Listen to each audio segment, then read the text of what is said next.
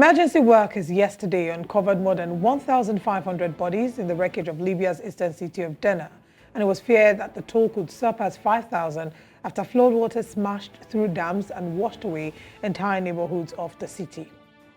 Now, the death and devastation wreaked by Mediterranean storm Daniel pointed to the storm's intensity, but also the vulnerability of a nation torn apart by chaos for more than a decade. The country is divided by rival governments, one in the east, the other in the west, and the result has been the neglect of infrastructure in many areas. Outside help was only just starting to reach Derna yesterday, more than 36 hours after the disaster struck.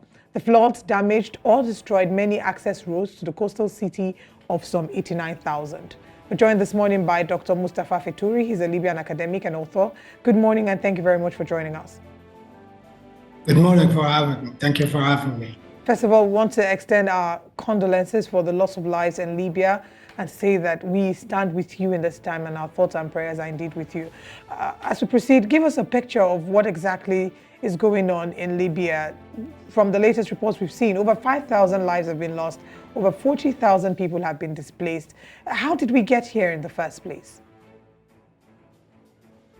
Well, the devastation and destruction, particularly in Derna in eastern Libya, it's a small city about 250 kilometers northeast of Benghazi, in the capital of the eastern region.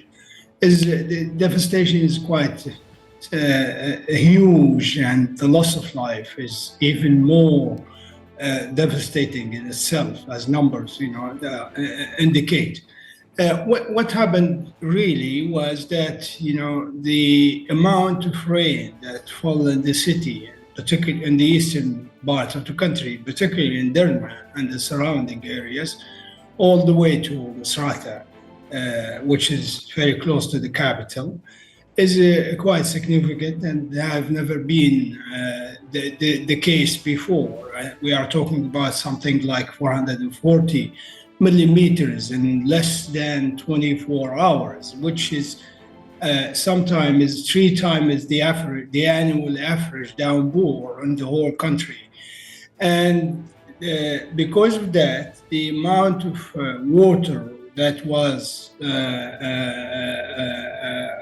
poured into the 2 dams that protect Derna city from the floodings became a kind of overwhelmed and beyond their capacity. We have the bigger dam further south of the city, with a capacity of something like 22.5 or 22.9 billion cubic meters, and a smaller one with something like 2 billion cubic meters further downstream of the valley. And because of the amount of water, I said, the bigger dam started to crack first, and then sending more water downstream to the smaller dam, which gave way right away. And unfortunately, the city is built around the big valley known as Derna Valley, which goes something like 60 kilometers from the starting point to the Mediterranean Sea northwards. And the confusion that prevailed among the people as well as the authorities led to this disaster, and the scale and the significance we have never seen before in this country. Well, it's just really, really heartbreaking. But one of the things that was also mentioned, or has also been mentioned, is the failing infrastructure. That really may have led to the extent of devastation we're talking here. Yes, it is the highest amount of rainfall that Libya has seen in many, many years.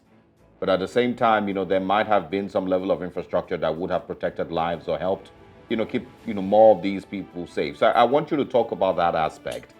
The political instability, in Libya in the last couple of years, since the ousting of Muammar Gaddafi.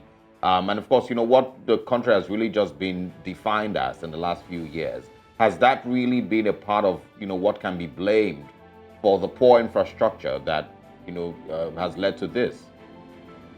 Of course, I fully agree with you, and the lack of maintaining the infrastructure, particularly the dams, over the last 10 years or 15 years actually, has been, has played a significant role. That's one thing. The other thing is the lack of response in the right manner, if you like, by the authorities in East Libya or Libya overall, and also played a role. I have to remind you that the last, dams are usually inspected and maintained every 10 years, and this has not happened in Libya for the last 15 years, and at least 15 years. And unfortunately, the last decade has all been, about war and fighting, internal fighting in the country. And having said that, I'm quite sure that the local authorities knew what to do, especially in Derna. And we have some kind of leaked information that the mayor or deputy mayor of Derna itself was preparing to evacuate the people by force if needed to, but he was hampered and stopped by higher authorities who thought probably that it's quite safe and there is no need to full evacuation, at least of the two banks of the valley inside the city itself. That's having said that, we also have to point, as you mentioned correctly, the political situation in the country, which is divided and split under two different administrations, one in Tripoli, recognized by the United Nations, the government of national unity, led by a very corrupt person called Abdelhamid al-Beiba, and equally corrupt administration in Eastern Libya, appointed by the parliament, but recognized by anybody, but not recognized by anybody outside the country. And those two governments, despite the kind of potentials they have in terms of equipment, in terms of finances. Libya is a very rich country, as you know, because of oil. Despite that, they failed to take the necessary rightful measures to protect the people. And ironically, it's very hurting, actually. Ironically, there was a study that was published, technical study that was published late last year, and it was specifically warning the outcome of that study, or the recommendation. It specifically warned that Derna city is very vulnerable and could be destroyed with the next flooding, and yet nobody took note of that.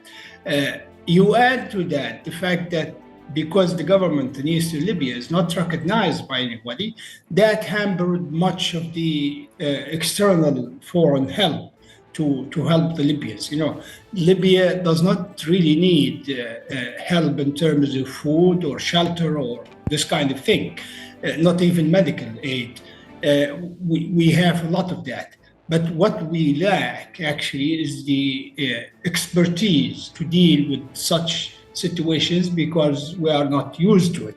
The last relatively major flooding in Derna itself occurred in 1986. But yet, even then, it was not as devastating as this one. So I think another important question, you've highlighted some of the conversations that need to be had. One is the huge resentment that abounds between the East and the West. So now they're seeking for aid. The Eastern officials have approached the country's central bank to ask for aid. Unfortunately, the central bank only recognizes the West. Where is the hope for Libya to be able to get through all this? These dams, unfortunately, reports have it that they've not been maintained since 2002, and it will be really difficult to repair the damage that this storm, this flooding has caused. So how does Libya hope to get help, financial help, in this period? Well, first of all, I have to tell you that there is no such thing as resentment between East and West of the country in terms of the people itself, Libyan people like me and others. And we have seen this by the huge response and solidarity and teams of volunteers among and more teams are being sent from all parts of the country, south, east, west, and as far away as Sabha in the south, to help the rescue operations in Derna and other places. The whole thing about this kind of division is actually politically manufactured, and each party wants to use it for their own self-serving agenda, which does not have anything to do with Libya as a country. Having said that, I turn to the point of financial aid. Libya does not really need a financial aid at this stage, as I mentioned before, in terms of rebuilding. But we are not at that stage yet. We have to deal with the devastation first, to deal with the number of deaths, which I think will rise dramatically. And I think nobody at this moment, despite having two governments, and so many local authorities, I can confirm to you that none of them know exactly how many people have died and how many people have been displaced and how many people are lost, and nothing is known about them. But I would say, unfortunately, I think that the death roll will be something around between 15 and 20,000 people, unfortunately, and the displaced is something like 10,000, without shelter for the next couple of months at least, because of the case of the government. The response is very late, it's very chaotic as well. So it will take some time for those people to be sheltered somewhere, and I expect most of them will go to their extended family relatives who remain either outside Derna or nearby places, or even as far away as the capital here. And we have seen people volunteering here in Tripoli, for example, over 1,000 kilometers away from Derna, offering houses and flats and apartments and so many other things for those who can make it and take a flight maybe from the nearest airport and wish to come to Tripoli. So the financial side of the disaster, I'm not really worried about it. But what I am worried about, very seriously worried about, is the corruption that involves, any government spending, any government expenditure is subjected to high levels of corruption. That goes all the way from the top of the government to the very bottom local governments, and that is worrying. But not the financial in terms of numbers. And we have the good news, over the last 2 months, that the central bank has been unified again between East and West. So the central bank in Tripoli recognizes the financial side of the government in Eastern Libya, if you like, whereby it has the legal authority to spend money when it comes to rebuilding and so on and so forth.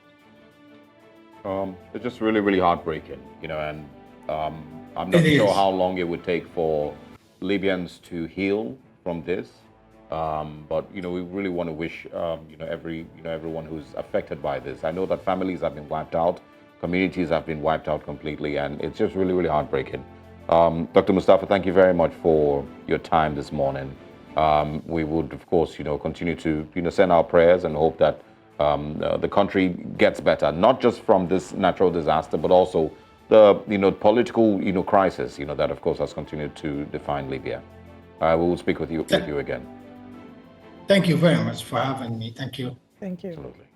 Really, really heartbreaking there. And just to once again remind you that in Morocco also, we are still monitoring the issues in Morocco, where more than 2,000, almost 3,000 people have been confirmed dead from the earthquake that struck over the weekend also. But of course, this is the latest in Libya. Let's move away from there. There is an ongoing transition from the traditional linear economy to a more sustainable circular economy globally, with a view to addressing and mitigating the harsh realities of climate change due to pollution. Now, News Central's Bettina Winley was at a forum on waste management held in Lagos, Nigeria's commercial capital, and brought, of course, these details. And she tells us more about what plans are being made. The Lagos Waste Forum is a high-level citizens forum on waste reduction and management. The firm promotes innovative waste management solutions, emerging trends in sustainability and a circular economy by discussing the challenges and the opportunities offered by sustainable urban waste management to drive the national economy. The statistics are there.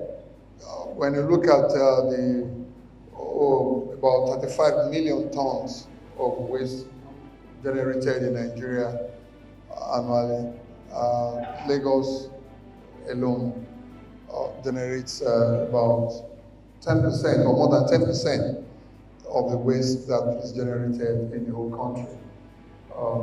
So when it comes to waste management, Lagos is the real epicenter in the country. We are all in this room to say, how can Lagos be our model? How can we co-create something that we can start in Lagos and can scale across Nigeria? Because we recognize that apart from Lagos generating 30% of Nigerian waste, we are also pace-setters. Lagos State is a megacity with approximately 22 million inhabitants and is set to generate 870,000 tons of plastic waste annually. While there have been several campaigns by the state government, particularly through the Lagos State Environmental Protection Agency, to combat the menace of plastic pollution and convert it to an economically viable opportunity, this environmental threat has simply refused to go away. Last year, market value, 1 ton of plastic in Nigeria to recycle it will be about 300 naira, 300,000 per ton, is it? Am I right? Okay, maybe 250 to 300.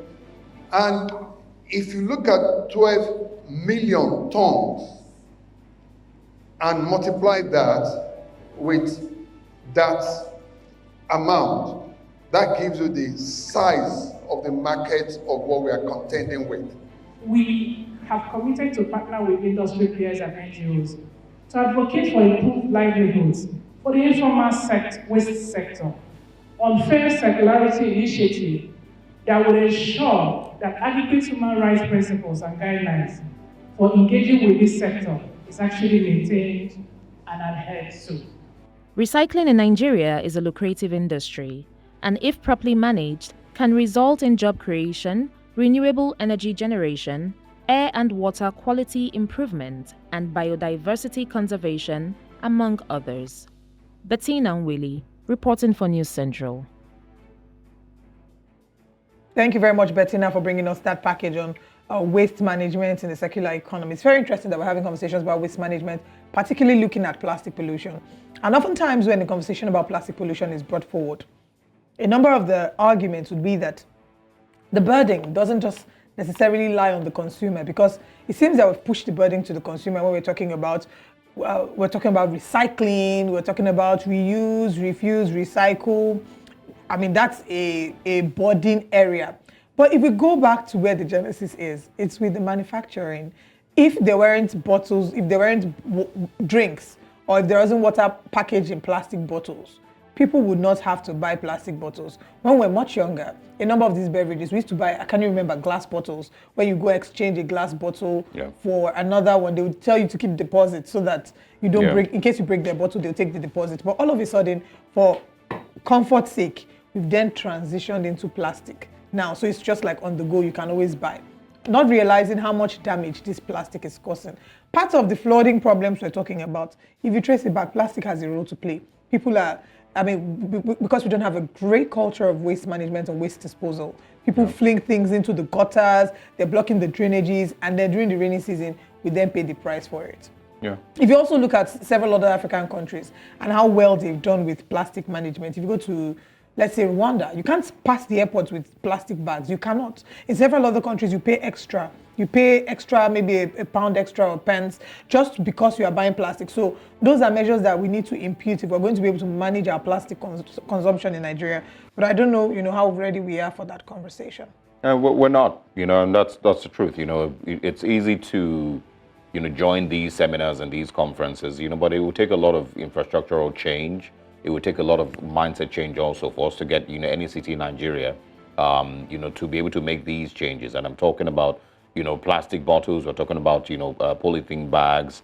You know, are we ever going to get to a place where we have paper bags for shopping? You know, do we ever get to a place where we completely reduce the number of every, you know, household in Nigeria has a bag that has another you know, bag? bags. We have you know, a drawer. about 500 bags or a drawer, exactly. Trash. For polythene bags, Yes. exactly. So, but it's a mindset change that needs to happen. It's not just, you know, and of course an infrastructure change. Yes. We need to get to a place where we are, disposing waste with, you know, recycle, you know, non-recyclable or recycle, whatever, and all of that. It's not. I mean, right now we're not there. You know, That's not as a to say that society. there aren't people who aren't doing it, right? There are people who Oh, have they are. started with recycling campaigns, who then ensure that they go to communities, take the bottles, and then they give you, it's like a point system.